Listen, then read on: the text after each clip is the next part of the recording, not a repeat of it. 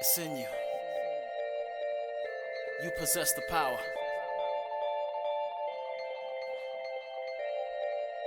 Just go hard. I need some motivation. Every day I try a little harder, but my dedication. Keep my head way, way above the water. Crowding myself when I yell at the wall. Begging to run, but I needed to crawl. I see the finish line up ahead, trying to get traction from all of this tread. I am a king, I am a queen. I am more than the people can see. I am strong when I'm needing to be. Vulnerability's nothing to me. You can try, but I'm unshakable. My successes is never debatable. I'm chameleon, I'm so interchangeable. Here's to you and all that you are capable. You gotta go hard, better get it. You gotta go hard, better get it. You better go hard, better get it. Better get it. You gotta go hard, better get it. You gotta go hard, better get it. You gotta go hard, better get it. Better get it. You gotta go hard, better get it. You gotta go hard, better get it. You better go hard, better get it. Better get it. You gotta go hard, better get it. You gotta go hard, better get it. You gotta go hard, better get it. Better get it. He who conquers others is strong. He who conquers himself is mighty. Lao Tzu. Ladies and gentlemen, guys, gals, welcome back. Welcome back to the podcast that helps you be the leader. I'm Jeramiah Solven, and I'm your host. And today's show is another incredible one. I have somebody that I'm really excited to share with you guys, a former Ranger as well. So this is actually kind of crazy because we didn't know this until yesterday, but not only is he a Ranger, obviously, and I'm a Ranger, but we served in the same Ranger battalion, we served in the same Ranger company, and we served in the same Ranger platoon, just at different times. Wild coincidence. You know, God works in mysterious ways.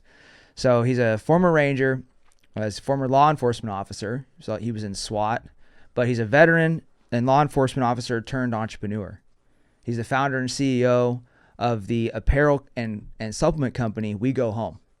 I'm really excited to bring in today's veteran, today's guest, today's entrepreneur, and talk to you guys about what it takes to succeed, what it takes to win. And really what I want to dive into today is I want to help you guys with resilience. You know, a lot of people in today's society are just getting beat down by these really small problems in their life. And the guy that I have coming in today has been through some incredible adversity in his life. And if there's one thing that I love, it's watching somebody overcome the adversity in their life. I like to say you become what you overcome in life. And this individual has become a phenomenal man through his adversity. He has, from what I have witnessed and been around, he has great character. He's a man of morals, principles, and he's a fucking go-getter, man. He's a guy that just does not want to settle and will not settle for complacency. So I would like to welcome Trung Nguyen. Jeremiah, thank you for having me. Before I say anything, Bad Mothers is the best platoon. For sure. Yeah. For sure. But I am honored to be here. You know, we talk back and forth on the DMs on Instagram and whatnot. And I'm just happy. I'm honored to be here, man. I'm honored to talk to you. Yeah. You know, found you through Nick Bear's podcast, like I stated, you know. And dude, you're an incredible leader. You know, you're also a go-getter. And I told myself, and we had this conversation, and I had it with Julian too. Is like, I want to surround myself with killers, man. And I'm not even talking about just the physical kind, right? I'm talking about the mental kind. That's the true killers out here who's always, like you said, not settling for mediocrity, who's always pushing that needle every single fucking day so that they can be the best version of themselves, right? So then they can serve others. So yeah, that's what it's about, man. Fuck you yeah, know? The guys this morning, we met up at around 6 a.m. We did a beach workout, went for a run, did some calisthenics, talked a lot about what it means to be a man. We talked a lot about what it means to live a life of competitiveness, not just with other people like your peers, but with yourself. And then we went and got a lift in over at a great gym and just challenged each other. It was a great time. And I'm really excited to dive into your story today because I think you have one of the most fascinating stories I've come across. And I really do mean that you're a man of resilience. And I think you've overcome a lot. And I know you have a ton of value that you're going to be able to give the audience and help them with their life, man. So hell yeah, let's get it rolling. Yeah. So, you know, before I dive in, I got a random question for you. So when it comes to, you know, law enforcement, what did I miss in your professional career? What did I not highlight correctly? Did I get everything right? Yeah. That was right? Mm-hmm. So LAPD, Yep. also SWAT, Chicago SWAT. Yep. Right? And then Ranger, and then anything else that I missed in there? Yeah, I've worked for 3, actually now 4 departments, because I'm on another department right now, a small suburban department. I'm helping them out with training and whatnot, but I'm ready to pull the plug, man. Yeah. Like, go full tilt into this. But yeah, I came back to scratch an itch. But Park Ridge started a suburban department, then LAPD, then CPD, then that's when I was on the SWAT team. Okay. For 5 years. So when you got what age were you when you came to the United States? You were just a couple years old, I think, Yeah, right? I was 3 years old. 3 years old, and your mom took off from Vietnam to come out here to escape Vietnam. Is that right? Yeah. There was a, that was a time when post-war, right? The North overtaken the South, and people were suffering, right? So if you're not down with the communist regime, then you were fucked. They'll put you in, prison camps, like all these. What they did was they were rounding up, officers and whatnot, NCOs that were serving in this South Vietnamese army, and then put them in these prison camps for re-education. But it's more like torture. Yeah. Right. And one of the things, my mom's boyfriend that she met in Chicago, just a fast forward a little bit, then we'll get back. He was a captain in the South Vietnamese army, and he spent over 15 years in the prison camps. And the way they had him trained, he, like, every time he takes a piss, he sits down. Because that's what they told him, like, you're not a man. You don't stand when you pee. You sit down when you pee. So he had that ingrained in him, and all the other traumas and whatnot. So yeah, the North Vietnamese came. They demolished the South. They were coming into people's houses, taking their gold, taking whatever the hell they want, and just bringing suffering to the people who were with the Americans, right? Who wants to liberate the South Vietnamese. Our flag, our true flag, was the yellow with 3 red stripes. That signifies the North, the middle, and the South, right? That was the unification. But now it's just one red flag with a yellow star. So my mom didn't want that. She saw what's going on. And man, that lady, you want to talk about resilience? You want to talk about where I got my shit from, is from her, right? She literally, man, we grew up in a very poor family, right? She had to leave so early in her life to make money for her her mother, her father, her sisters. I mean, she had to sell her virginity because she was a beautiful woman. I saw some of her pictures when she was younger. She was a drop dead beautiful. She had to sell her virginity to a man to get that money so she can take care of our family. Yeah, I didn't find out about that until later on in my life, until she was ready to tell me. Yeah. But yeah, from there she was like, you know what? I don't want you guys to live here and grow up in this, communist regime. I want you, America is the land of the freedom. I want you to go out there. We're going to go out there. We're going to try our best to live and give you guys a chance so that you can do whatever you want that you won't be able to do here in Vietnam.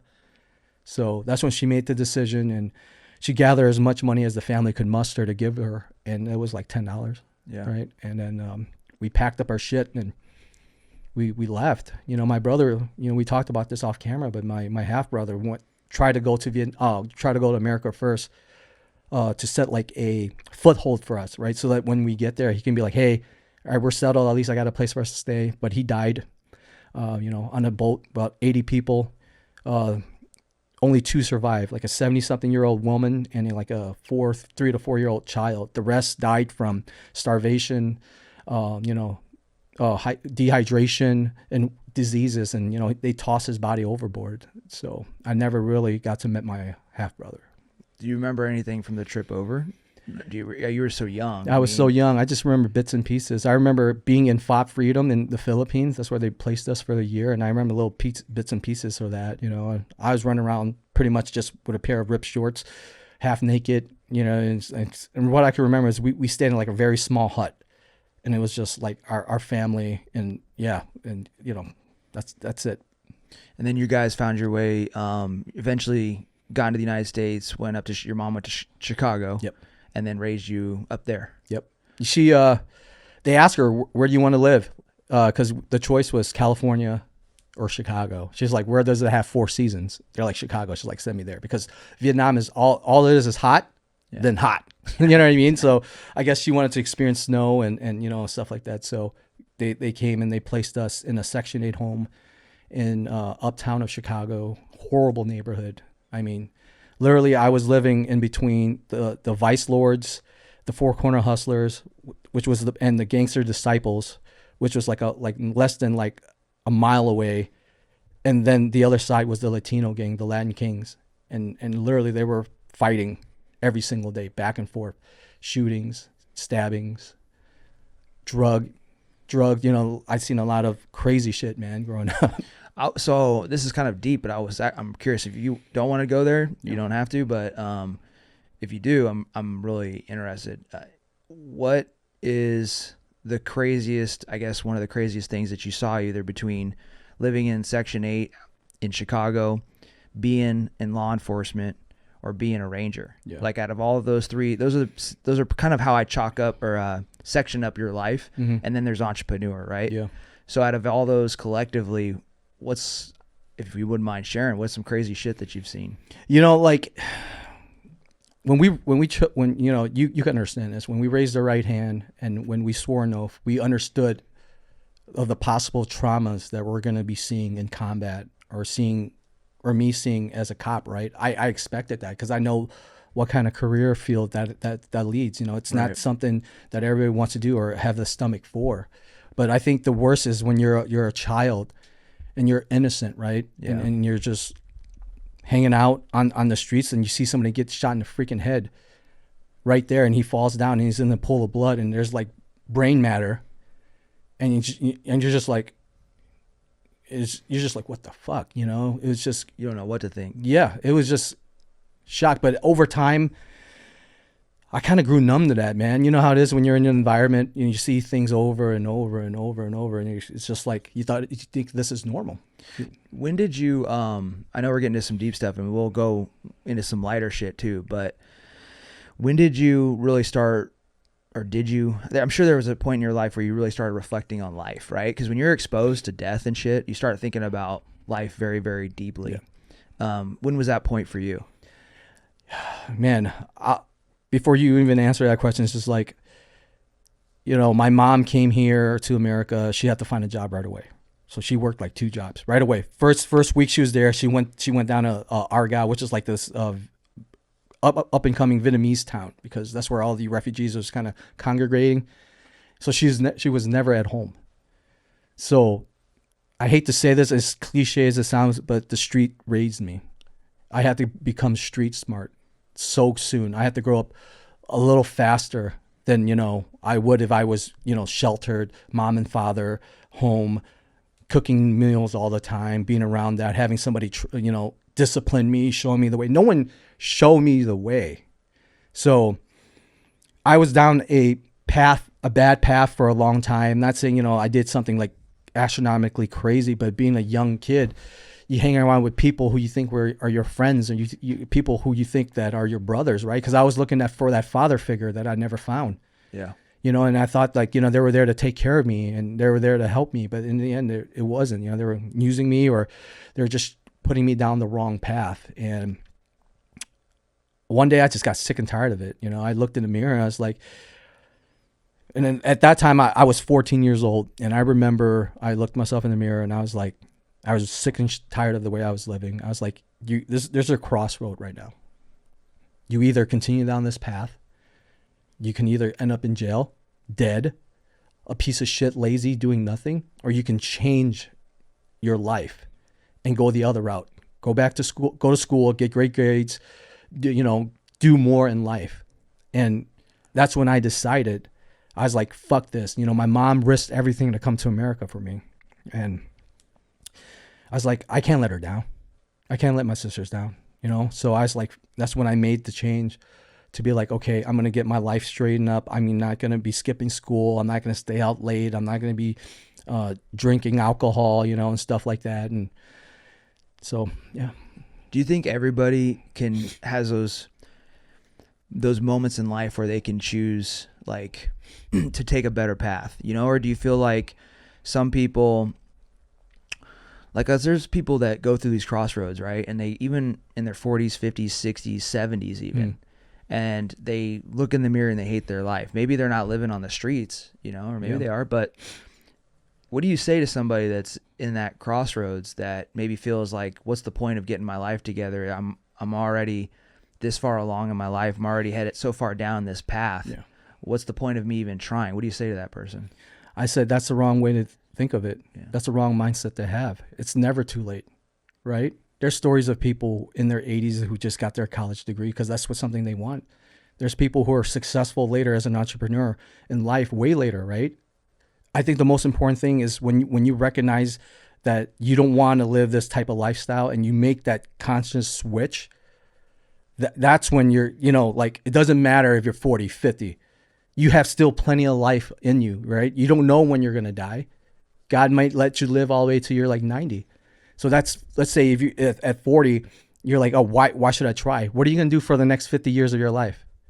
Are you going to continue this down this path and be a piece of shit? You got to look at the bigger picture. Like, there's other people that might look up to you that you don't know. Your daughter, your son, your little brother, your friends, these people that you might have an impact in their lives. But how can you impact their lives if you don't change yourself? That's good, man. Yeah. Even if change is just for one day, like, it's still worth it. Like, even if you only have one day left to live, like, you're on your deathbed and you can choose to become a better version of you, like, choose that path instead of living one more day in regret. Regret as hell. Absolutely. Yeah. One of my favorite things about your story and, like, who you are today is, like I said at the beginning of the show, I believe that in life you become what you overcome. And, you know, your dad wasn't in the picture. Yeah. Your mom was there, and she's obviously very important to you. And you course corrected, you know, the street started raising you, but you course corrected yourself through life, and you built yourself into a respectable man. You built yourself into a law enforcement officer, a ranger, you know, an entrepreneur. How did you go about building who you are today? One step at a time. You know, the friends that I was hanging around with was not really my friends. When I decided to make the change and I was telling them, but they all laughed at me. Like, you're not gonna fucking do it. You know, just fucking come here, hang out. Let's go drink. Let's go, you know, talk to chicks. Let's just hang out in the streets. You know, they put me down and whatnot. So you basically just tried to do the best you could with what you had. Absolutely. Yeah. Absolutely. That's the way, man. Like, I wasn't born with a silver spoon, right? If I want change, that's something that I have to consciously make the effort myself. I'm the one is in control, right? I believe in God, right? God, I believe a lot of the path that steered me, God nudged me, right? He's not controlling my life, but he's giving me clues. Hey, Trung, I think you should go this way, right? And then it's up to us if we're going to listen or not. And I chose to listen. And I wasn't always born a Christian. I was raised a Buddhist, and I didn't believe in God. And one day he showed himself to be real to me. And then when was that moment for you? When did God show himself to you? Man, when I was 13 years old, we were big into b-ball, playing basketball, right? Because of the Jordan era. Right? Yeah. Bulls were crushing it. And Chicago Bulls, baby. Yeah. So we're out there playing basketball a lot, and we would go to all these little, like, you know, youth centers to play ball. Because they had these, you know, courts inside. And we went to this church, and I remember walking in there, and I was watching my boys play basketball, and I was standing in the vestibule. So think about it, like, you open the door, there's the vestibule, then you go in there, and there's a half court. So they're sitting in and playing. I'm sitting in this vestibule, I'm watching them. Then, you know, I got bored, and I looked up at the mural, because right as soon as you enter, you see a mural of Jesus. And the door for us to enter, it was placed like this. So this was the outer door. It was kind of like placed on the other door. So it was easy for me to open. Like, anybody can open that door. It was no resistance. So I was looking at his mural. I was like, you're not real. You know, I was saying that in my head. I was like, you're not fucking real. And then I turned around and I was trying to leave. And that door was like, it wouldn't move. Oh, shit. You know, it's crazy as it sounds. Like, you know, if somebody was standing behind there, because there will be some kind of like like little movement, right? Little like giveaway. You could feel it, that it was something was keeping it shut. I felt like I was pushing a wall. Yeah. Like, it wouldn't freaking open, and it wasn't just one push. And 100%. I was like, oh fuck. Like, what the, like, I was, my mind. There's something that solidified this door. Yeah. Absolutely. So that was like you had this feeling this is God. He's like, hey, I'm real, dude. And then after that, I started, you know, my friend was big into going to church. He gave me a Bible, like a not like a, you know, your typical Bible. It's more like a easy read Bible for people. And I got into it, and, you know, I started going to church, and then I, you know, talking to a pastor and whatnot. And yeah, that's when Started studying. And started studying. Yeah. How has God helped you as a man, as an entrepreneur, as a veteran? How has God helped you through life? He's always been there for me. Right. I was talking to Julian and you, is like, this is the most loneliest road, being an entrepreneur. Right? Yeah. There's, you know, like I was saying, like when you're in the regiment, you're in the SWAT team, whatever, you have shared suffering, right? You have all these buddies with you. You know, when I was going to RIP, I had all these dudes trying out, and after the day of getting our ass smoked, we had each other to talk about it, right? But as an entrepreneur, you have no one to talk to. It's like no one understands what you're going through. And I find myself alone a lot going through this journey, and God has helped me a lot, being my foundation, right? One of my pillars is, you know, having faith. Like he's really the one who's told me to do this. Like I firmly believe that, because there was Build your company. build my company. There's something that kept telling me, hey, Bill, we go home. Bill, we go home. And then I was like, I'm going to do it. You know, a lot of people, to somebody that maybe, I think religion like puts a bad taste in people's mouth at a young age. If you get put around it, right, you kind of like develop that resentment and you push yourself away. But to somebody that's maybe starting to overcome the barrier that they've created spiritually with themselves, right? And they're actually interested in learning how to connect with God, and they want to develop that spiritual connection. And they're in that spot where they just don't know if he's real. What would you tell them to do to find God and maybe validate that they can have a spiritual path in life? You got to have faith, man. Yeah. You know, prayer is huge. Okay.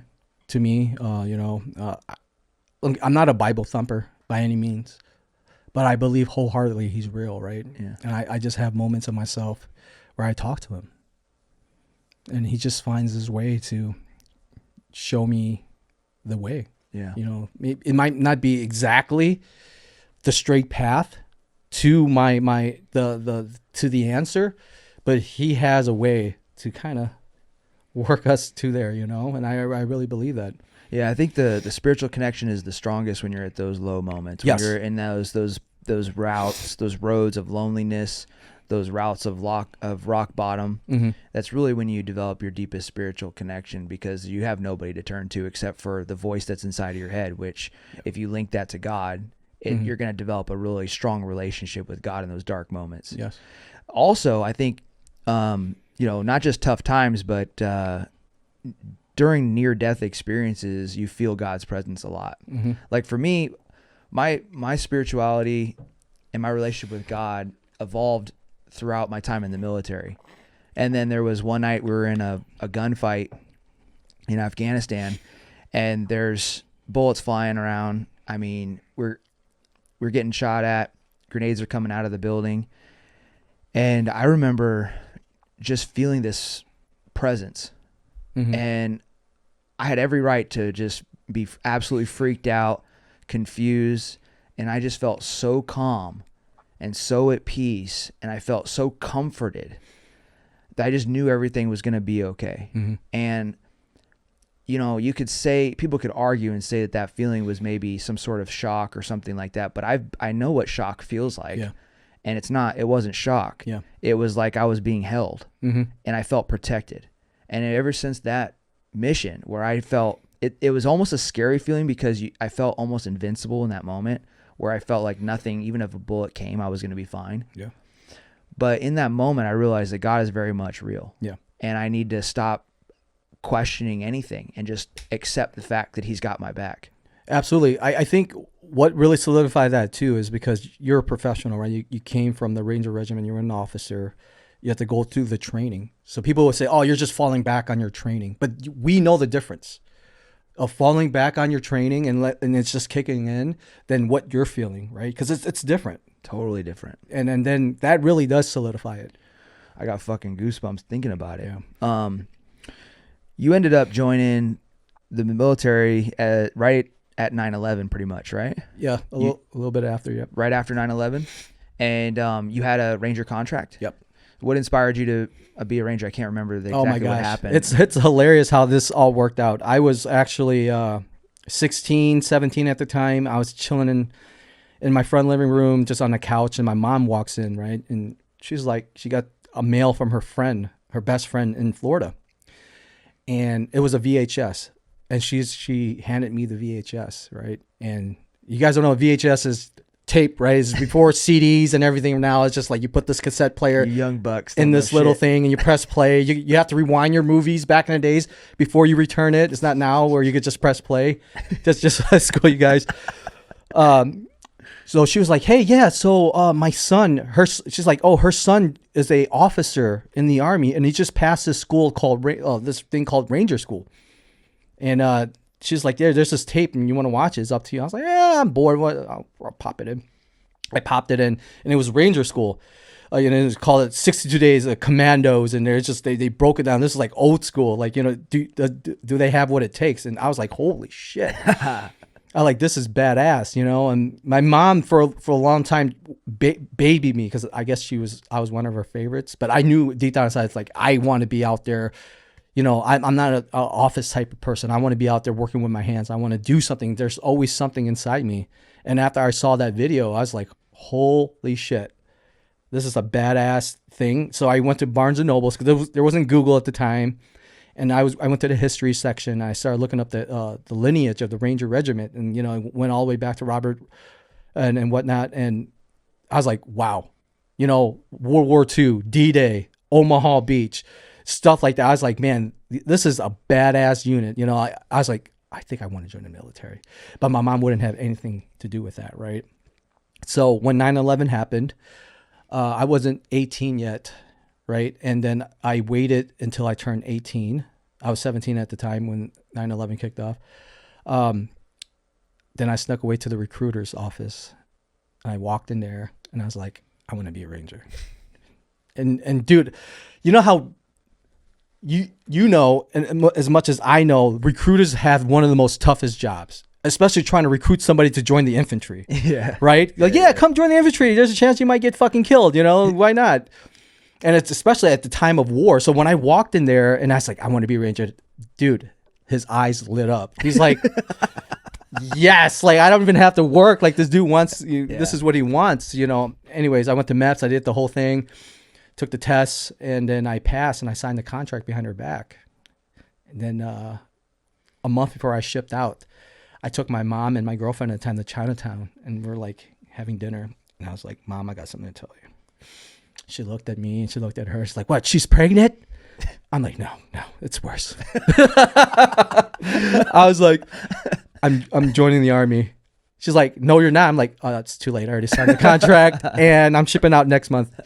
And she was flipping out in the restaurant. She was crying. She's like, she was a typical Asian mom. What, you don't want to be a pharmacist? You don't want to be a lawyer? You don't want to be any of that? And I was like, no, this is what I want to do. And she couldn't understand for the longest time. Right? When she didn't want to talk to me for the longest time. Like literally she was like, I disowned you and everything like that. She's like, when the day I shipped, she didn't want to say goodbye to me. Damn. And so anyways, but she was proud afterwards. She was proud, and once you got through the pipeline and served and did my thing, and she loved telling her friends and stuff about me and whatnot. So I bet you that made you happy. It did, but in the sense, I was kind of let down because, you always, as a child, you always want your parents' support, right? Yeah. And sometimes I firmly believe, like, hey, and this is important for any one of you guys out there. You don't have to join the military or anything you want to do. You want to get your approval from your parents. You want to get your approval. Sometimes it's okay not to, right? Because at the end of the day, when everything's all said and done, you're going to be the one laying down on your bed by yourself with your own regrets. I should have done this. Yeah.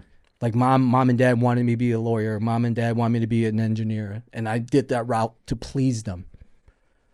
But now I hate this job. I hate my career. This is not something I always wanted to do. I wanted to be, let's say, for example, oh, I wanted to be a firefighter, but I went the engineer route because that's what my parents wanted. Yep. And 100%. and it's okay for you to be like, hey, I love you guys. Thank you for raising me to be this amazing human, but I now need to take control of my life. Absolutely, man. You know, and one day you're going to be proud of the decision I made. And on top of that, you want to enjoy what you do. You want to have passion. You want to have something to wake you up every moment of your life, right? Because there's people, there's this thing, there's this quote they always say, like, you know, some people die at 25, right? They go through life appeasing other people, going down this path, and they're dead inside. They're not living life anymore. They're just going through the monotonous day now. Hating it. And you don't want to live that way. No, fuck no. I mean, and you guys, like, one of the things that will really help, or at least has helped me over the years, is when it comes to navigating your life, is don't take bad advice from good people. Yes. You know, a lot of times your people that are close to you are going to take you down this path that is designed to protect you and make you live safe, but really it's a path of misery, and just, they don't have your vision. 1,000%. You know, so you got to trust your vision, because God gives you that vision. And when you find peace in that pursuit, you know it's meant for you. Mm-hmm.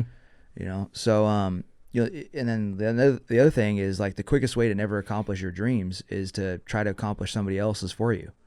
Yeah. You know, so I love the fact that, you know, you were able to callous yourself to that criticism. Yeah. Because it's tough when family is kind of like jumping on you and telling you not to do something. You got to really, like, stand firm in that, and then over time they eventually come along, right? But so when you got into the Rangers, what was, like, some of the cool shit that you, like, when was like a moment where you're like, this is fucking badass, bro? Like, I cannot believe I'm a fucking Ranger and I'm doing some sick ass stuff right now. What was a moment like that for you? Even before then, I just want to tell you guys, 95% of military is suckfest. Oh, yeah. Right? 100%, yeah. Oh my gosh. Like, you know, you see the commercials, you watch these videos, especially now on social media, you see all these cool guys standing with kits, standing around with PVS 31s, and yo, that's fast roping, but they are jumping out of a plane, but it's like, you don't know that guy sat in a harness for 6 hours before he jumped out of that fucking plane. That was like a fraction of cool guy stuff you get to do, right? And I think the moment that I realized, like, oh man, this is something cool, is when, you know, we're in Mosul and I got to sit in the Little Bird and we're like flying on a mission, you know, flying on dude, I was like, whoa. You know, for a moment there, I was like, this is fucking badass. You know, this is what I signed up to do. Or we did our training in our compound, where you know, the Little Bird picked us up. We fly around the compound and they, you know, put down the ropes and we fast rope down. I was like, this is what it was about, you know. But that is when I was, and I would say on a mission too, on like when the explosive breach goes off, boom, you know, and you're entering this freaking compound. You're like, this is it. This is what it's about, you know. That's when I was like, damn, this is fucking cool. But obviously the SSE, everything else, they don't realize the hit that might maybe leading to another hit that might be leading to another hit. And now that's something that started at 2200. Now it's like 05 in the morning and you're just coming back and you're like covered with shit because you stepped in something in the sewage and whatever, you know. People don't see that. So your deployment as your first deployment as a Ranger when you're up in Mosul, that one was pretty solid for you. It was a good one for you. Or a tough one, or how would you kind of define that deployment? You know how it is in the regiment. They put us in the toughest place, right, where the shit happens. And I remember we were relieving 3rd Battalion, and those guys, you know, we're the C-17 back opened up. And, you know, when you're in country, you smell the air and you just know, like, I'm not in America anymore. Yeah. Right. And then when I got out and I saw these the 3rd bad guys coming on, they're all jacked. You know, I was like, you know, they had some time to work out and do whatever they need to do. So yeah, when I got in there in country, it was just crazy, man. Right off the bat, we had a mission, right? We got loaded up, and I remember the squad leaders or whatever went to go talk to whoever they talked to, and they're like, all right, we're getting ready to fucking go out. Which is, I was like, what, already? Like, we just got here, you know? And it was a wild west back then, you know, because that was early GWAT. And man, shit was crazy. Like, I'm not here to like say like, dude, we got into some crazy shit that first deployment. Like you know how some people, they go to deployment, They don't even fire around, dude. We were laying waste to some people out there, man. Like on day fucking week 1, dude. Yeah, it was pretty. Yeah. So so it was like peaks and valleys. Then it was like hard times and good times out there. Because on one side you're like living this dream, like this. You get that feeling, that excitement of the adrenaline of doing aggressive, direct action shit. But at the same time, war is a bit of a nightmare, and 1000%. it's fucking hard, and it's scary, and it's confusing.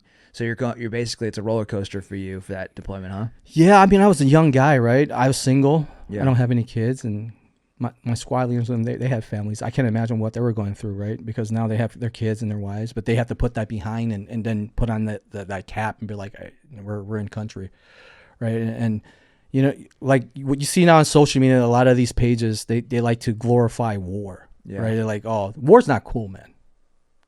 Like, I've seen people fucking get their shit blown off and whatnot. My friends dying. It's not fucking cool. We go there because, it's for our brothers to our left and right. We wanted to do the right thing. We just want to do the right thing. A young guy, when we're trying to do the right thing, man. And it wasn't something. I would never glorify war. I would never want anybody to go to war. Because is it cool to blow up a door, explosive breach? Is it cool to throw a 9-banger or whatever, flashbang? Yeah, it's cool to go under night vision. Yeah, those are cool, but people don't realize the true suffering in war. There was how the Ranger Regiment is.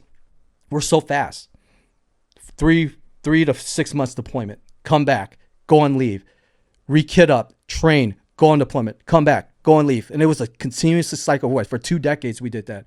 And when I got into the Ranger Regiment as a cherry, Barraza, God rest his soul, Staff Sergeant Barraza and Sergeant Brem, they died in Ramadi. They had three tours in Afghanistan, 2 in Iraq already. Dude was 24 years old. I know.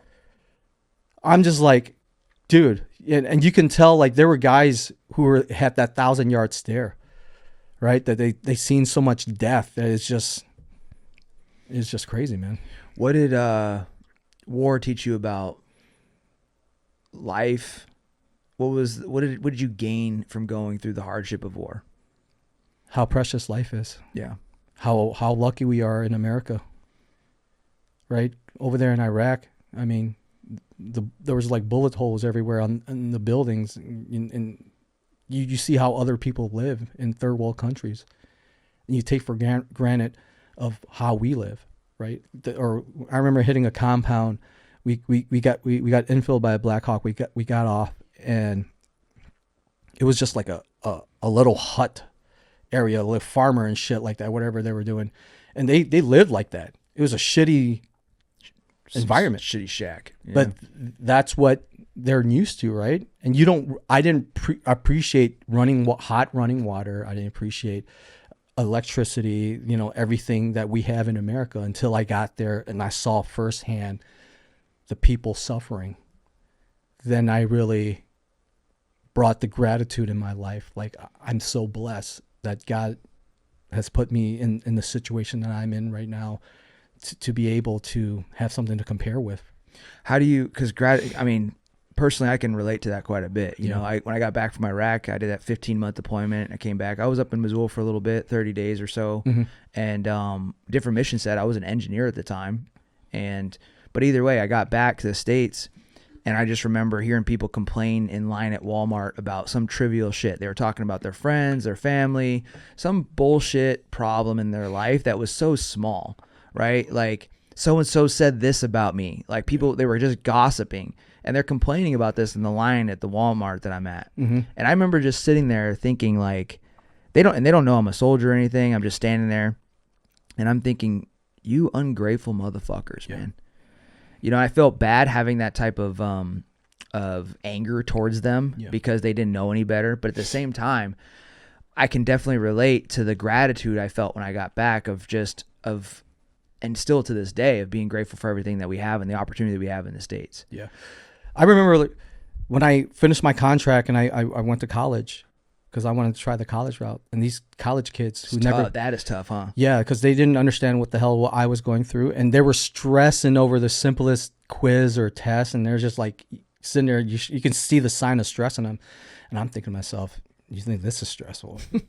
You know what I mean? Yeah. You know, try not to get fucking killed or getting shot at out there, you know. And How can somebody that wants to gain a better perspective for life, how can they gain gratitude? How can they gain the appreciation for what we have here in our country or their situation when they haven't been at war? What do you feel like they can do to develop their gratitude and be grateful and have that perspective? Simplest thing is volunteering, feeding the homeless, doing something that's out of your norm, just for one day. You don't have to do it every week. One day out of your life, take the time, an hour, go feed the homeless, go do something like that.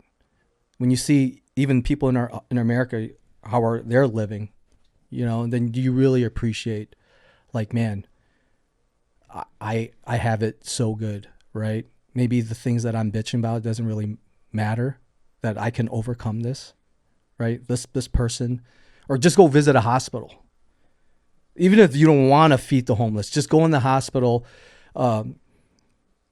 People who are in their deathbeds, people who can't live life, right? And they wish, they're looking out the window, they're wishing they can just walk. Or just do normal activities, right? I think when you see that firsthand, that's when you're like, okay, it's not as bad as I think, right? I love that, man. You know, contrast really does make us appreciate life. Yeah. And what you're saying is if somebody wants a better, higher quality of life, they want to be grateful. Mm-hmm. They want to not waste the opportunity that they're given. Create some damn contrast in your life. Yes. And put yourself in some situations where you can actually appreciate what you have. Yeah. I think that's so incredibly valuable. And it's just a matter of getting exposed to levels that you haven't been at before so you can appreciate where you're currently at. Oh, absolutely. You know?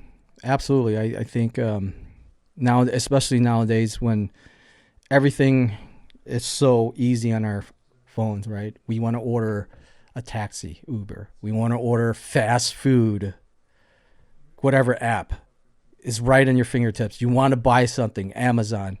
Everything is so instantaneous and instant gratification. People forget, like, you know, the hardship that Americans, what it took to build America back then, right? That's why you have to kind of pull yourself away from all this and be like, hey, you know how I know that we are now living in you know how people complain like, oh, the world now sucks.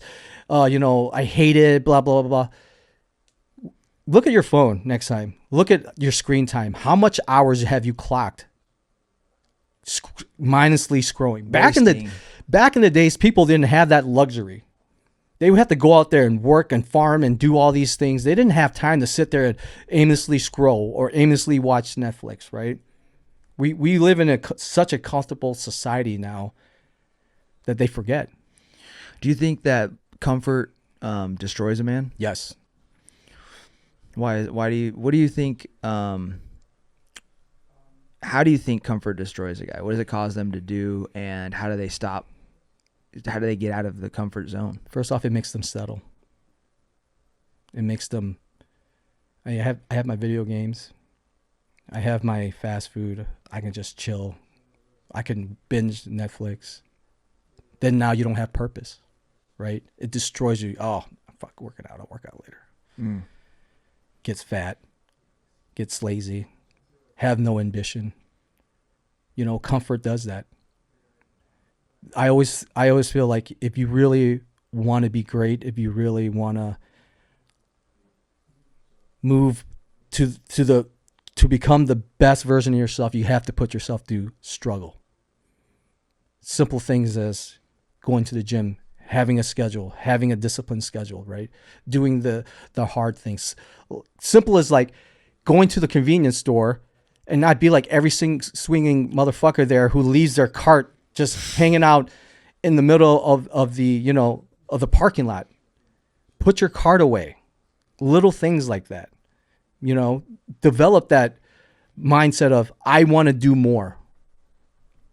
Yeah, mindset training. The world is a place where you can just train your mindset Yes. to confront the resistance in your life, to confront hard things, but you have to be actively seeking it out. Actively. Because nowadays everything's so easy, you don't have to. No one's going to knock on your front door. Like, come with me, Trung. I'm going to put you through this freaking 90-day thing, and you're going to become a better version of yourself. Or, hey, Trung, I got this great opportunity for you. Here you go. The world doesn't work that way. You know, Yeah, man. I think it's crazy. Like, a lot of people are missing purpose. A lot of people are missing happiness and fulfillment in life. And there really is two simple ways for you to get happiness and fulfillment and purpose in your life, right? And that's service, being of service to other people, and suffering. When you like are in your shit and you have a problem going on in your life, right? You turn that problem into a fucking mountain inside of your head. Yeah. You like blow it out of proportion. You have some trivial problem, like a bill that's like maybe you missed payment on, or like some family members bringing you drama, and you take that problem and you blow that shit up inside of your mind. And people get stuck in this trap of making their tiny little insignificant problems into giant mountains. And all they really have to do to get over those problems, those mountains, is to choose service or suffering. Yeah. Because if I go suffer, if I go challenge myself with a workout or do something that pushes me, I forget about my problems. Yep. And if I focus on service, I'm also forgetting about my problems that I'm giving. And you get into that flow state. So the quickest way into flow, the quickest way into happiness, fulfillment, and purpose is through service and suffering. Yeah. You know, like, I think one thing that really, you know, because mindset's everything. 1,000%, right? And where I think it shifted for me was when I'm like right in my life, when I'm going through hardship, instead of saying, why is this happening to me? Now it's like, what is this trying to teach me? I like that. You know, that's how I switch my mindset now. Like, what is this problem? What is this thing that's coming in my life? What is this trying to teach me? And I take this as a learning lesson to be better, instead of like taking it as a victim standpoint. Like, why? Yeah. You know, what is this trying to teach me? How can I better myself out of this? How can I better myself? So Yeah. What was SWAT like for you? Oh man, that was like, so when I got out of the military, I tried to do the whole college thing. It didn't work out. College was for me. I did like a year of it. I was like, this is not for me, man. Just felt stupid. It Yeah. felt like, what was it? I just felt like out of place. Oh, okay, got You it. know, it's just like, Yeah. some dude who just came back from all this, and now I'm surrounded by young 18-year-old kids, and like they don't understand. But besides that, it just means like college it just wasn't for me. Yeah. And before we even talk about the whole SWAT thing, nowadays, you know, we have each other, we have social media to figure out like, hey, if you're dealing with PTSD, if you're dealing with this, there's a way, there's people out there to help you, right? There wasn't anything of that back in the days. You know, in the regiment, you know how it was. You had to hide your feelings, right? Because everybody expects you to be strong, right? And no one talks about the traumas and the horrors that you see, and you just ball it up inside. You can't show it because then now you're a bitch, right? Around dudes who are like killers, who are getting after. Like, you don't want to be the one like, oh my God, you know, this is really affecting me. Or your career is fucked too. Yeah. Guys do it for that reason too. They hide their problems because they don't want to stunt their career in the direction that they want to take it. And what do? We turn to alcohol. Mm-hmm. That was a normal thing in the regiment, right? Just boozing all the time. Yeah. Because that's how we coped, right? There was no brotherhood. There was no getting together from leadership back then. Be like, hey guys, look, we just went through this fucking crazy ass deployment. Let's get together, you know, hey, this is how I felt through this, you know what I mean? Not being like, you know, oh, I'm a little, you know, but, you know, like really talking it out and being a leader in that level. Because there's people who feel the same way, but no, everybody's hiding it in their own ways. Yeah, everybody's pretending like it didn't happen, Yeah. like it's not an issue, and they give you some fucking safety brief, and they're like, listen, if you have an issue, just come talk to us. But Yeah. they're No not one's really gonna do actually creating an inviting environment and a normal environment to talk about that shit. They're just checking a block and creating a process to save their fucking ass because it's a policy that's in place. Yeah. So when I got out the military, you know, we came from the regiment with purpose like this level of intensity, a level of people getting after it. And I came back to civilian world, and I'm down here now. Yeah. And I lost my purpose, you know. And for that 1 year, I just locked myself in my room, man. I stopped working out. I grew up my hair. I tried this college thing. It didn't work. I was drinking every single night. I was contemplating suicide. Yeah. You know, my mom didn't understand. My little brother later on who came didn't understand. There was no one for me to talk to. you know, and you're away from the regiment. Yeah. So you didn't really have any Yeah. friends in this environment either. yeah. Then I found God again, you know. And he gave me clues again. He's like, hey, remember that police thing you wanted to do? Because how I wanted to become a cop was when I was like in my teenage years. I was in a corner outside playing basketball. It was getting late, and it was known like around this time there's going to be a lot of shootings, but we didn't care. This cop rolled by, you know, and at the time, you know how when you're surrounded by such negativity in a neighborhood and they are anti-police, and there's like, oh, the cops are the bad guys, you know, fuck 12, fuck 50, that's what, you know, they call them. Like, don't trust them. They're out there to get you. And that's what we believed, because that's what we were told by these people on the streets, right? Yeah. About my friends. So we're out there dribbling, and I see this cop car stop. I was like, oh, shit, this guy's going to fuck with us. He got out of his car. He came up to us like, hey, I'm officer such and such. This is the beat I patrol. You know, you guys know around this time you guys shouldn't be out here because there's some crazy shit going on.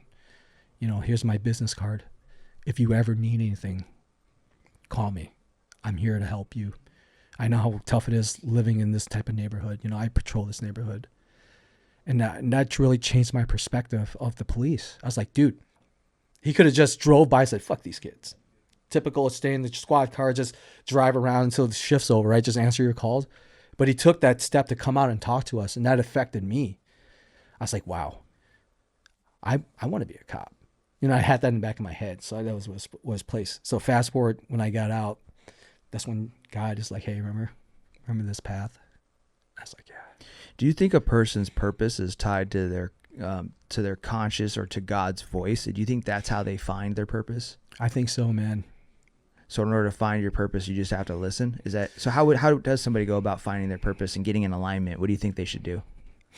Because a lot of these guys struggle with that, right? Yeah, like absolutely. you have especially these guys that they fall into an artificial life. They fall into a path that maybe somebody else wants for them, Mm-hmm. or something that they think is what they should do. Mm-hmm. But they don't actually listen to their spirit. They don't actually listen to what they want. They don't actually go inside. They just get influenced through social media, their environments, Yeah. and next thing you know, they're living a life that they don't love. They live in the doom loop. Mm-hmm. They go to work, they clock in, they come home, they crack a beer, they go to sleep, they go back to work. And they Yep. just live in this doom loop over and over and over again, hating the way that they're living, feeling like shit inside, and searching for this purpose. So how do we snap that motherfucker out of his mind and get him in alignment with his purpose? What do you think you should do? For me personally, life is short. That's the first number one thing you have to realize, right? A lot of people are like, oh, I'll do it tomorrow. Big on it tomorrow. Yeah, tomorrow. I'll work out tomorrow. I'll do this. I'll push it. Let's kick this can down the road, right? Because they think they have time. Yeah. You don't really have as much time as you think. I'm 42. And that's like a snap of a finger. Yeah. You know, and you're not always, the ducks will never be lined up for you to make, okay, now I need X to happen for me to do this. Yeah. That's not how it works. When you decide, what worked for me is like, okay, I want to be an entrepreneur. I want to start this company. I'm going to fucking jump off the deep end. I'm going to figure it out. Because I understand that life is short, because I've seen death firsthand countless times. And I'm going to go out there and I'm going to just do it. I'm just going to figure it out. And if I want this, if this is something that's really tugging at my soul, tugging at my will, I'm going to figure this out. And you're going to do that through learning. Like, through this whole entrepreneurship, I had to learn most of it. You know, my mentors are people I've never met. I listen to podcasts. I read books. That's how I feel like, for somebody who's lost in the sauce, is like, hey, first and foremost, you got to be sick and tired of the way you live. I hate to keep beating a dead horse, but you can go to every David Goggins, Jocko fucking live event and hoorah, come out like, yeah, the next day you go back to normal, right? Because you're not sick and tired of the person that you're looking back in the mirror. When you look yourself in the mirror, you're like, I am fucking tired of living like this. I'm tired of being overweight. I'm tired of being a piece of shit. I'm tired of not doing what I want. Once you reach that level, it's when you make that switch. That's it, man. It's you versus you. That's why I love that quote that you said in the beginning, right? He who conquers others is strong, but he who conquers himself is mighty, right? So people go their entire fucking lives not able to conquer themselves. When you're able to fucking conquer yourself and win and know that, hey, I'm not happy where I'm at, but I know I'm ready for that change. And it might not take a month. It might not take 90 days. It might take a decade, but I'm going to start today. I'm going to move that fucking needle. And when you make that decision consciously, it's when you're on the right path. Yeah, things will start lining up for you through the decision. It's like, stop trying to figure out what to do and just focus more on just making the fucking decision. Yes. The strategy aligns when the decision is made. Yeah. Like, look at us. Right. When I consciously made that decision to better myself and surround myself with high frequency people and like just wanting more for myself, that's what you attract. 100%. I believe in the law of the universe. What you put out there is what you're going to get back. You put hate out there, you put jealousy out there, guys are like, oh, this is what you want, this is what you're going to get back, right? But if you put out there abundance, winning, you're happy for people who win, right? Because a lot of people can't, right? You know that quote, like, people want to see you doing better, but not better than them. Yeah, that's true. Right? Me, I was like that once. Now I realize I want to celebrate all my friends win, because I want them to win. I want to let the universe know, hey, this is what I want. This is what I'm after. Yeah, you want all of us to come up. Like, yeah. Every single one of us should feel that. Yep. Rising tides raise all ships. That's right, man. That's right. That's it, man. Oh yeah, being on SWAT. yeah. SWAT. So okay, yeah. Just God. What was SWAT? What was that experience like for you? How I wanted to become a SWAT officer, because I watched that movie LAPD SWAT with Colin Farrell. Yeah, that's a great movie. I was like, God, this is so cool. Then when you get in to do the job, you're like, oh wow, okay, this is not like what it is like in the movies. Yeah, right? it's like 90% shit and then 10% fun. You know what SWAT stands for? Sit, wait, and talk. Literally, right? So we get a lot of calls of people with mental health. Yeah, wanting to harm themselves. So, let's say if a cop came on scene, there was call of a disturbance or domestic, they come there, and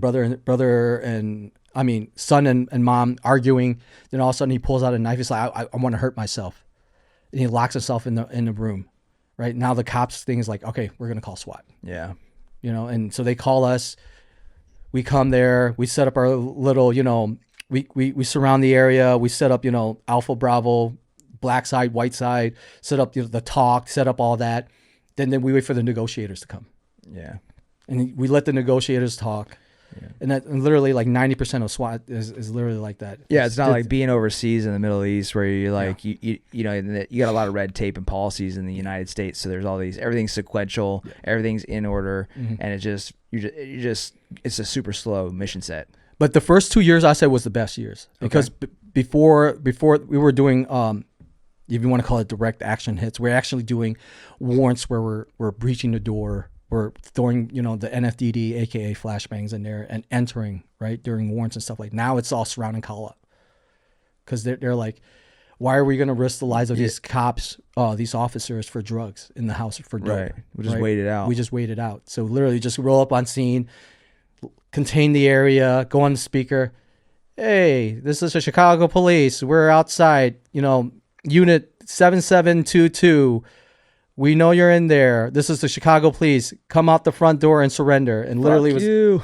Yeah. So it went from like being able to do like hits like that, and now doing surround and call out and doing the mental thing. It's just, it wears on you, man. Because we're so busy in Chicago.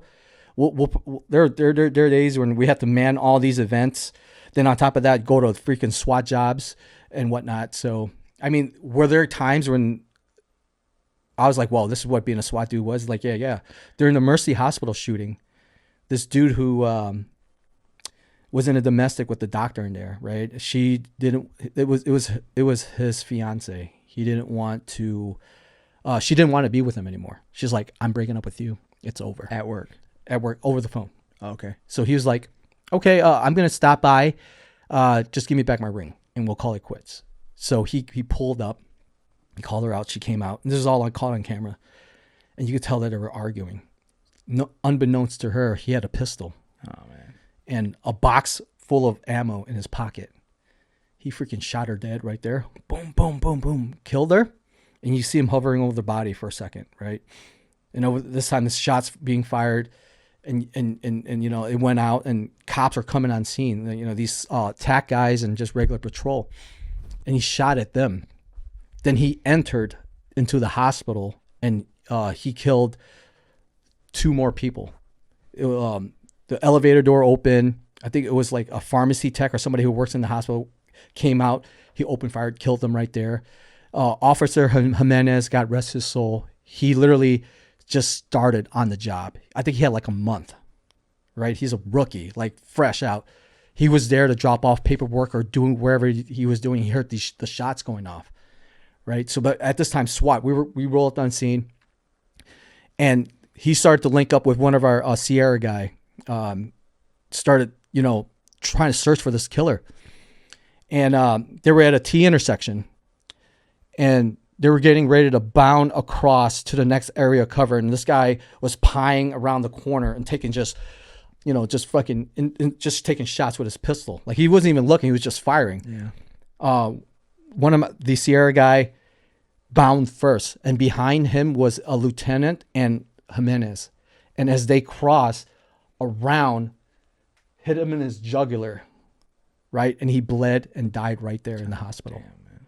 Right, and anyways, God, sucks. Then Elvis was the guy who killed this guy.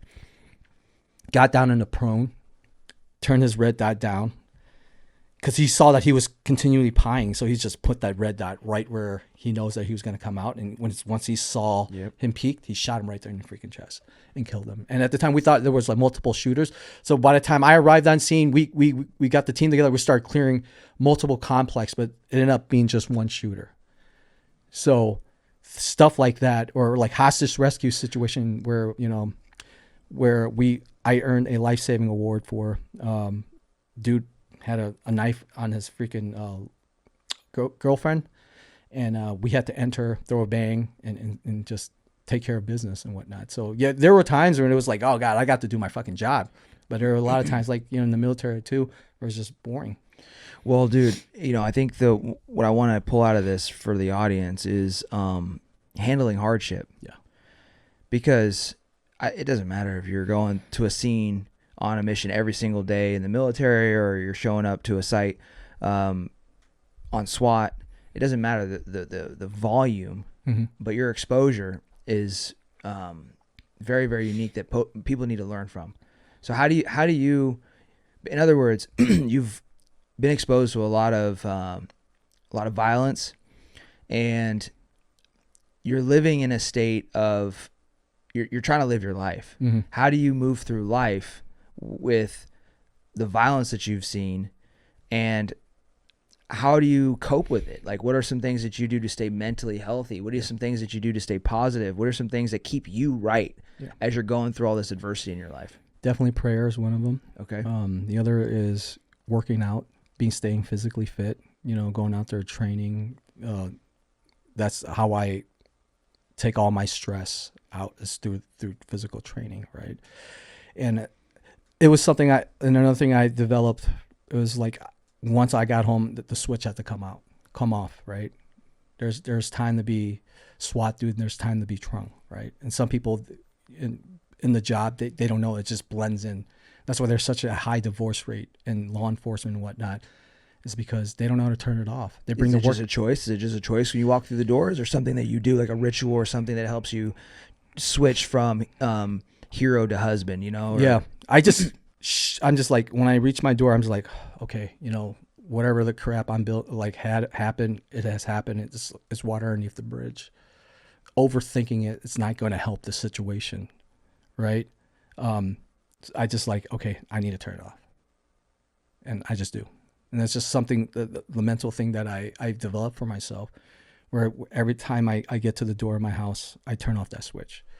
Because if there's one thing, and Julian can tell you, when you hang out with firefighters and police dudes out all the time, that's all they talk about is the job.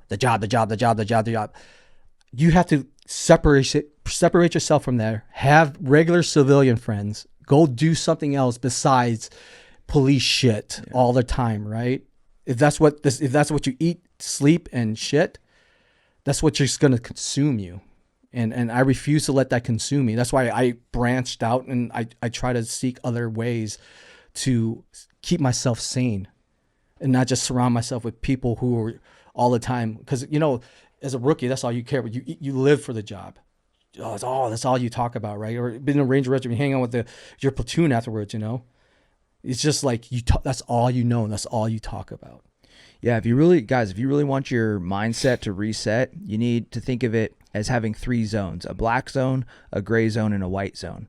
And a black zone is when you're really thinking about the problems that you've gone through, the adversity. The white zone is where you're completely shut off and you're completely detached from that. Where a lot of people live is in the gray zone. They shuffle back and forth. They're with their wife, they're with their husband, they're thinking about work, they're thinking about business, and your mind doesn't actually get to rest and recover when it's in that gray zone space. Yes. So you need to learn how to actually completely shut it off and go to the white zone. One of the ways that I learned to do that in my 20s was when I was in Iraq. We had a rule that whenever we went to chow, when we went to eat, we weren't allowed to talk about work. Really hard thing to do when you're 20 years old in Iraq for 15 months and you have no life, no internet really. But it was a great boundary because it forced you to go from that black zone over to the white zone and let your mind release from all the pressure that you're putting on yourself on a regular basis. That's essentially what you're saying. Absolutely. I love it, dude. I think that's a huge takeaway for everybody here when it comes to dealing with pressure and stress in their life, because a lot of business owners have the same issue, you know? That's where suicide comes in. The last year I was on the job at Chicago, there was a ton of suicides. Cops taking their lives in their parking lot. They call their partner up like, hey, man, I love you. And then take their lives, you know? And that's just the pressure of the job, the pressure of the trauma, not being able to, like you say, shut it off or have somebody to talk to, another route to release that trauma. You have it build up, and alcohol or prescription drugs is a Band-Aid on a gaping wound. Yeah. There's just so much you can take of that before it's just like, it's not working anymore. Right. And then on top of that, if your family life is shit too, now you have nothing to live. You think you have nothing to live for. You think no one understands what you're going through, right? People are out there on this. We're all on the same path, just different steps, right? And I was telling Julian, it's like, hey man, you just got to reach out. Take the initiative. Be the leader. Be a leader in your own life. Absolutely. What inspired you to start your company? Man, I just saw, you know, from the Ranger Regiment, seeing greatness, seeing savagery, seeing go-getters. I hate using the word alpha, but, you know, dudes who are like on top of their game and peak physical fitness tactics. Why do you hate using the word alpha? It's thrown around it's so it's a buzzword, much, man. And it's usually non-alpha dudes that are saying it. Dude, so that's why I hate using it. Seeing that, losing friends in the military. Because, you know, when you're in that type of field, even fire and police, you build this bond. They're your second family.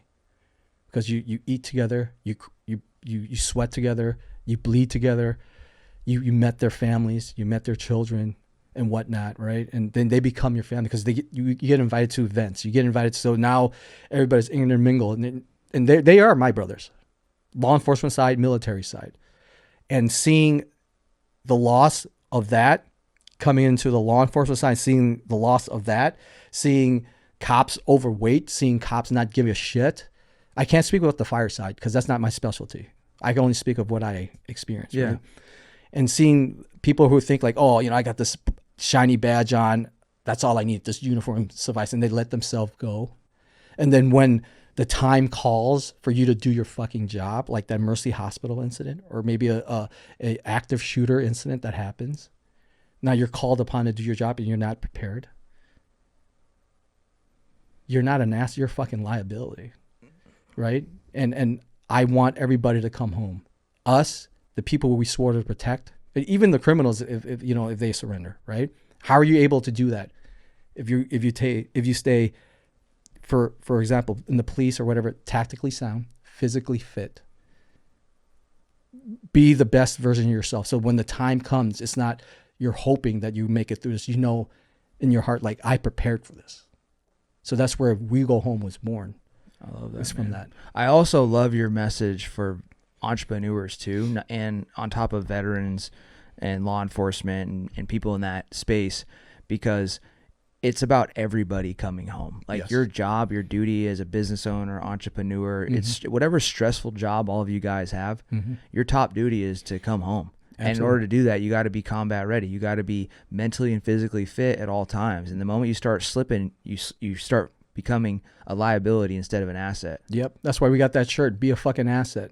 I love that shirt. I wear that shirt, like, literally wash that shirt, wear it one day, wash it, back on the next day. It's a message. And that's, like you said, it's for everybody. You don't have to be a fire, police, military to live that mantra.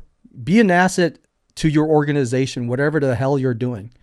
Be that leader. Be somebody that's reliable, that when you come on scene, people are like, God, I'm glad he or she's there. Right? Like, they're not like, oh, fuck.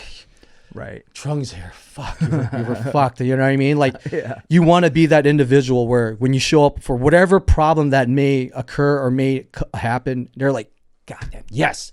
Because you know how it is in the police world. There were guys who were pieces of shit on the SWAT team. There were guys who were studs. And when the piece of shit rose up on scene, because everybody responds differently to a SWAT job, I'm just like, fuck, he's on call today? God damn it. Put him on containment. You know what I mean?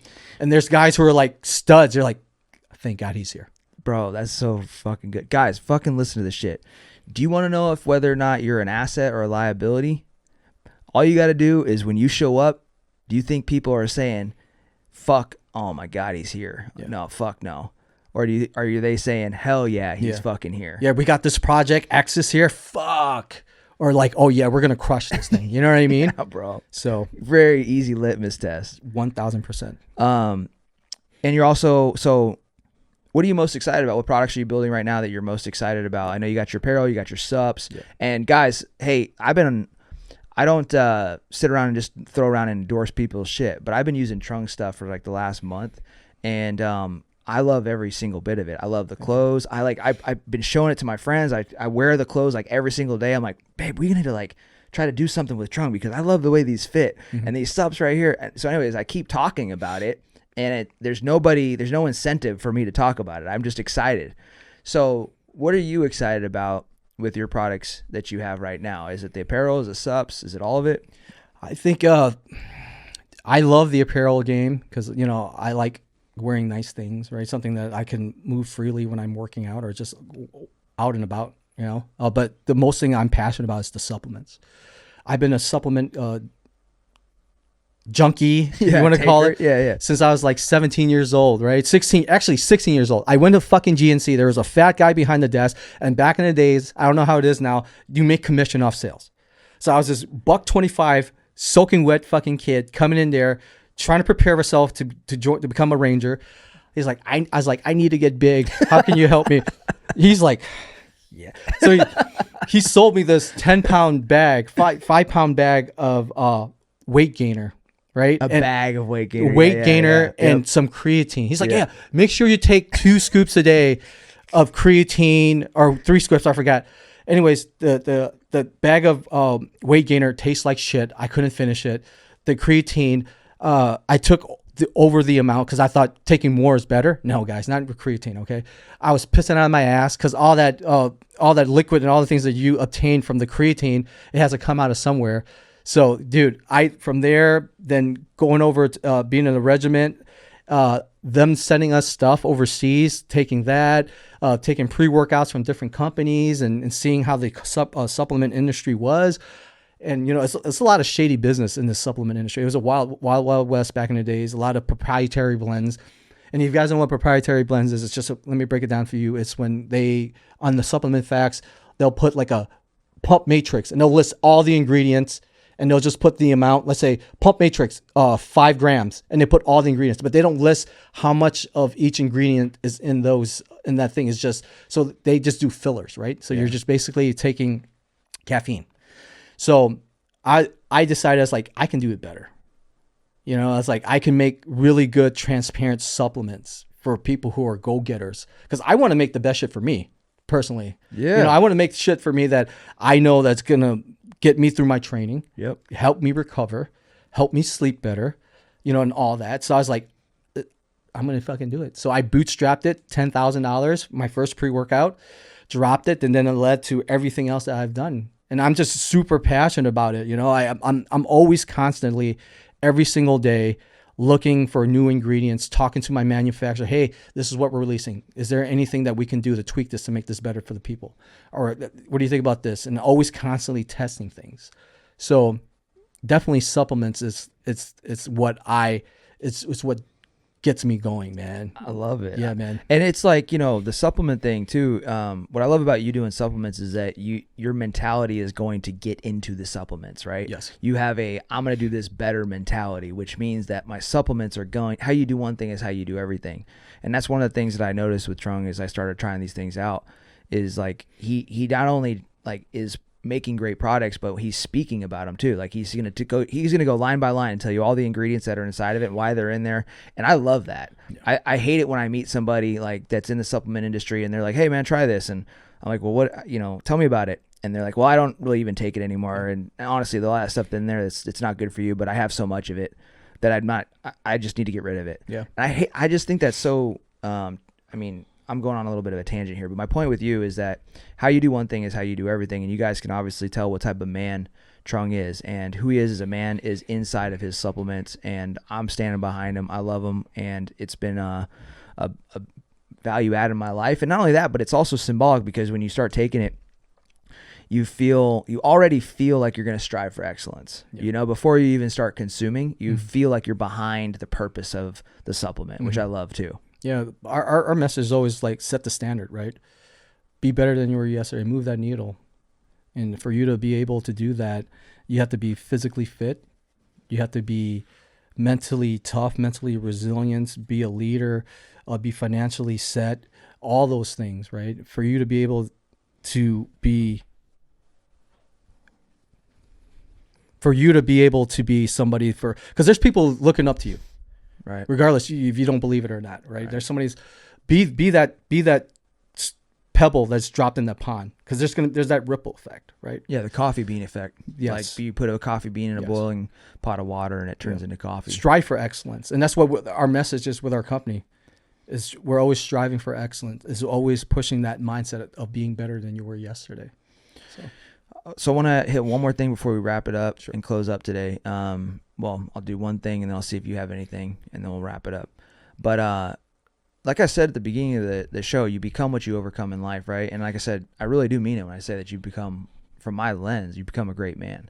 And I think it's phenomenal because, you know, like not only do you have passion, but not only do you have character, not only have you done great work with your life, but you did that all without your dad being present, you know? And so I think that who you are needs to be pushed out on social media. I think more people need to live by your example. When it comes to being a man, what do you think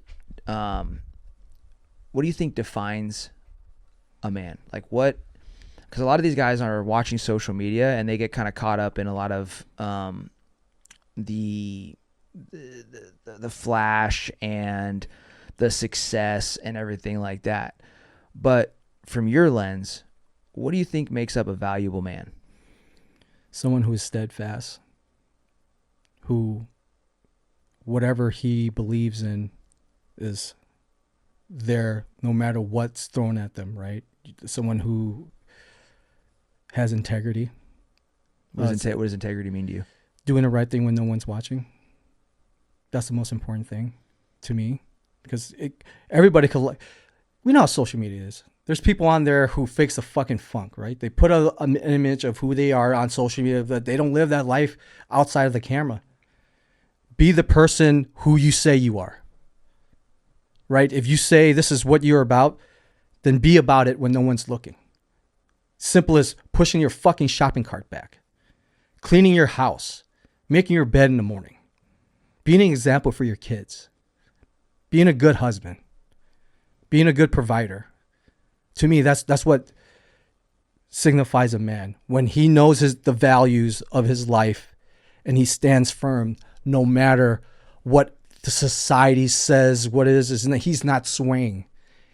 He's planted, he's setting the example, and he's like, no matter what society says or anything that goes on, I'm going to be steadfast. A high value man is a man of purpose and principles, in other words. Absolutely. Absolutely. And it's not the cars, it's not all that you see on there. It's beyond that. That's just a byproduct of the person you become, right? You if that's what you want, you're gonna be able to get all that. But you gotta have that character. You gotta have that integrity. Like you said, how you do anything is how you do everything. So and you have to choose to build it with that decision. Like I know for myself, I wasn't born with integrity. I wasn't born with backbone. I wasn't born with these principles. Like you have to choose to actually decide what type of man you want to be in the world, and then construct that person every single day and fail over and over and over again, make mistakes, and not also beat yourself up so much that you never actually grow from and improve from the mistakes that you make. You know. Remember as a kid, whatever we believed, we thought it was possible. Yeah. You want to be an astronaut, even, whatever you're thinking of. You always thought as a kid it was possible because your limits was unlimited mindset when you were young. But as you grow older, you let society tell you how to live. You let the school system tell you how to live. You let your parents, you let everybody chip away you as a person. And some people fold and they forget how they were when they were a kid, like that type of like, I can do anything I want as long as I put my mind to it, right? I believe you like I said, you got to be steadfast. You got to stand your freaking ground. You understand, like, this is what I'm about. This is who I am. This is what I believe in. And you just got to build upon that brick by brick every single day. It's going to take decades of work, right? It's not going to happen overnight. Nothing great happens overnight. It's like, that's why physical fitness is so great in our realm, right? It teaches us what? Delayed gratification. You might not build that, like your physique that you have now. You didn't build it in 90 days, right? And I think that's what's happening now with men and whatnot, is they do something or they go down a certain path, it gets hard, they quit. They do something else, it gets hard, they quit. They do something else, it gets hard, they quit. It's going to be hard. Whatever the fuck you're going to do, it's going to be hard. But you got to know to put your fucking head down, eyes forward, and take it one step at a time. And one day when you look back, you're going to be like, God damn, I made it this far, so. Yeah. Do you want to run through your life never overcoming shit and not be shit? Or do you want to overcome some stuff and actually become something? Yes. Hell yeah. Anything else you wanted to hit on before we close this up, man? No, I just really appreciate this conversation we had, I'm so grateful to be able to, break bread with you, have a great workout this morning with all of us together, stuff like that. As I was telling Julian, I was like, man, how great would it be to be surrounded by people like that every day to really push you, right? Yeah. And that would be the great dream world. Like, you're going to be surrounded by guys like that every day. But sometimes you got to realize, like, you got to be your own hero. You got to step up every single fucking day, regardless if anybody's there to talk you or motivate you. You have to be disciplined enough to go there and be like, these are the tasks at hand. These are the things I need to do. I need to get this done no matter fucking what, right? You build that discipline in, right? We don't base our day on how you feel. Minds over feelings. I know what I need to get done. I might have shitty sleep the other night. I might have been on a SWAT job. I might have had to deal with something. I might have an argument with my spouse. But today is a new day. These are a task at hand. I need to get this shit fucking done, regardless of how I feel. That's what it means to be a man right there, bro. I'm telling you. You guys, fucking fire ass episode. I feel motivated. Not just motivated, but I feel like I have a clear direction coming out of this episode. Like, if I'm a guy that wants to just improve himself, and I mean, even I do want to improve myself, but I feel like this episode really had a roadmap to it. I got some tools on how to compartmentalize some problems in my life, how to unpack my trauma, how to like really guide myself through life, how to go inward, how to live with purpose. It was a really good episode that really, I think, just helped holistically, and it filled my soul, man. Yeah. I mean, I'll close with this. Is like, life is hard. regardless of where you are at in life. It's hard. Build resilience. Have purpose. Don't quit on your fucking self. Because there's people, believe it or not, that rely on you. That looks up to you. Don't let them down. But especially don't let yourself down. You don't want to be that 70, 80-year-old man, woman, gray hair, and thinking back like, what if? Oh, I should have done it this way. I should have done it that way. Well, time has passed. You're never going to get it back. Every single second that ticks by, you're never going to get it back. Money we can earn. Money comes and go. You may be a millionaire one day, you go bankrupt, you become a millionaire again. But time is something that once it's gone, it's fucking gone. So make use of the short time that we have on this earth and live it to your fullest, right? Die living. Fuck yeah, bro. Hell yeah. Guys, gals, ladies, gentlemen, thank you guys so much for tuning in. Hey, if you found this show valuable, like if you liked the episode, send it over to a friend. Text them over. Somebody told me recently my shit's being throttled on some of the social platforms, so I need your guys' help to pass out the message. And like I said, just only if it was valuable, right? That's the exchange here. If you laughed, if you learned, if you walked away inspired, send it over, do us a solid, and help spread the message. Great episode, definitely worth rewatching as well. And how can they contact you if they want to get a hold of you? Is it social media, Instagram, or something like that? Yeah, they can reach me on Instagram. You can find me on my personal page, my first name, Trung B, Nguyen, or you can look up We Go Home on Instagram. Those are the pages that I have going on. Perfect. Again, guys, thank you guys so much for tuning in. Share it if you love it. Until next time, be the leader. It's in you. You possess the power. Just go hard. I need some motivation. Every day I try a little harder, but my dedication. Keep my head way, way above the water. Cry to myself when I yell at the wall. Begging to run, but I needed to crawl. I see the finish line up ahead, trying to get traction from all of this tread. I am a king, I am a queen. I am more than the people can see. I am strong when I'm needing to be. Vulnerability's nothing to me. You can try, but I'm unshakable. My successes is never debatable. I'm chameleon, I'm so interchangeable. Here's to you and all that you are capable. You gotta go hard, better